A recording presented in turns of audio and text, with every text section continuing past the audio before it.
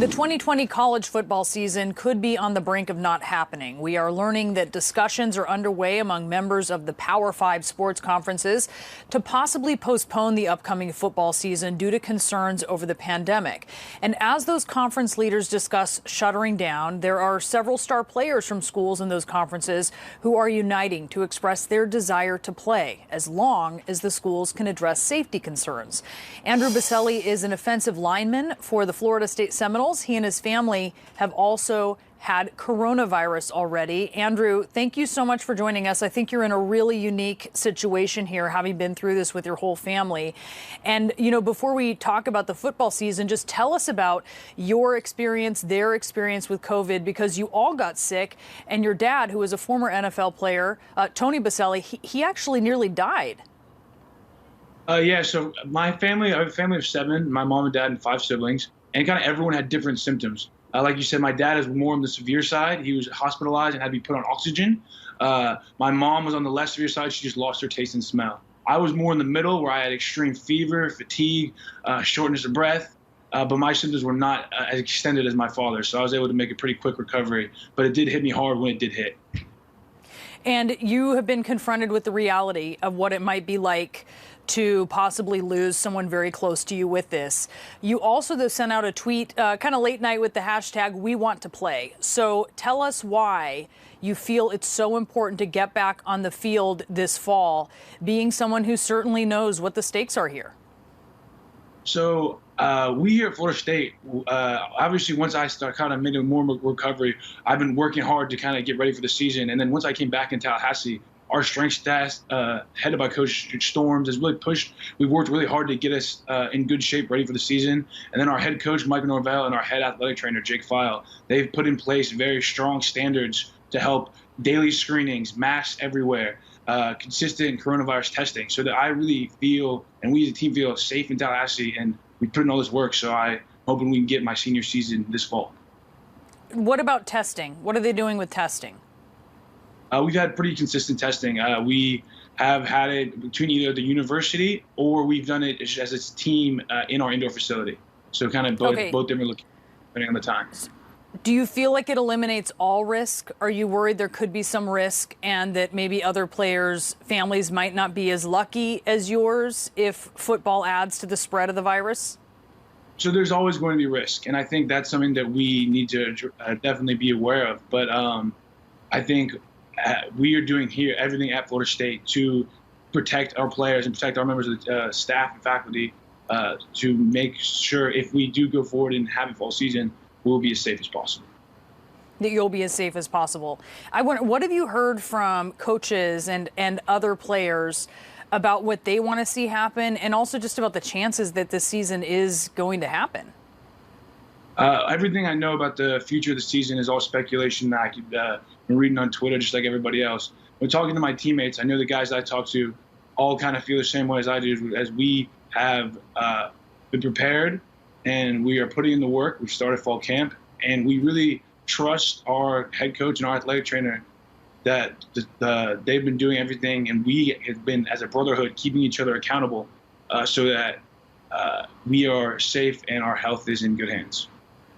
Well, Andrew, it is great to see you healthy. It's wonderful to hear that your dad is doing well, and we really thank you for joining us. My pleasure. Let's talk more now about this with sports agent Drew Rosenhaus. Drew, it's great to see you. And look, I know a lot of people want to know what you think about this. Do you think that this season of college football could be canceled? Yes, I do. I think it's a strong possibility. I'm hearing that the Big Ten Conference and the Pac-12 Conference have decided to cancel their seasons. I've also heard that the SEC, the Atlantic Coast Conference, and the Big 12 Conference, they're still trying to make their decision, and those haven't been finalized. So it's really up in the air right now. I certainly think the most important thing is every university, every conference, every president should make a decision that puts the safety and welfare of their athletes, their student athletes, first. I wonder what you think about something that we've heard from Trevor Lawrence, who is the star quarterback at Clemson and a likely top NFL pick in the upcoming draft. He's been speaking out about his desire to play this season, and he's urging college football players to form a union so that they can have their voices heard. Do college football players need a union, and how would that work if they had one? Absolutely. Brianna, it's a joke that college players don't make any money. It's a billion-dollar industry, and they don't see any of that. It's absurd. It's the biggest hypocrisy that I can think of in sports. That's got to change. That's obvious. If I respect players who want to form a union, I think it's about time. They deserve to get their voice heard. They deserve to get compensated for this in the revenue-producing sports like football and basketball. Certainly, Trevor Lawrence and players who want to play, I think they should be given the choice. And players who don't want to play shouldn't feel the pressure that they need to. We've already had 2 clients that have opted out of this season, Gregory Russo from the University of Miami and Caleb Farley from Virginia Tech. Both guys felt very strongly that it was in their best interest not to play this season and to get ready for the NFL draft. And I think every college athlete and football player should have the ability to make the decision in terms of what they think is best for them. The president just retweeted Lawrence. He just retweeted Trevor Lawrence. And Florida's governor also said that college sports should continue. What do you think about the president and other elected officials weighing in on this? Do you think it's going to sway any of these conferences for what they do? And do you think they should be weighing in? Well, I'm pretty sure the president wants college football to go on, because if there's no college football, there's going to be a lot of upset people. And ultimately, that's not great for the president and his popularity and his job in terms of keeping this country safe and dealing with the pandemic. So I think he certainly has a reason for that opinion.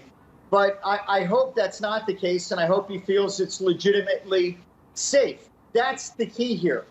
Each university, if they do, I just saw a statement from Jim Harbaugh at Michigan where they've had, testing on a regular basis and they're keeping guys safe and they've got the numbers. But there are other programs that aren't like that. It's not uniform. That's one of the big problems. The NCAA, college football in the future, they have to come together. They have to have a plan moving forward that affects all universities, and not have one program like Connecticut cancel, another program like Old Dominion say they can't play. The MAC conference can't play, but other programs in the SEC and schools in Florida want to play. It needs to be together. There's got to be a plan. There needs to be more clarity to keep these young people safe, as well as the coaches and administrators and the staff that's involved. This is Dr. Ramesh Adalja. He's a senior scholar at Johns Hopkins University Center for Health Security. And Doctor, you are also on the NCAA Coronavirus Advisory Board. College football is not looking good. A bunch of big name players have opted out, and now, these conversations. What do you think? I think it's what you're seeing is that this is very challenging to do when you have an outbreak that's uncontrolled in many parts of the country. And when you think about football being a high contact sport, it's going to require a certain amount of testing to be able to clear players for play. And if testing turnaround times are 3 days, you can't safely have people be tested and be able to go onto the field. And it's becoming really, really challenging to think about that prospect. And I think that's what you're seeing many of these conferences decide.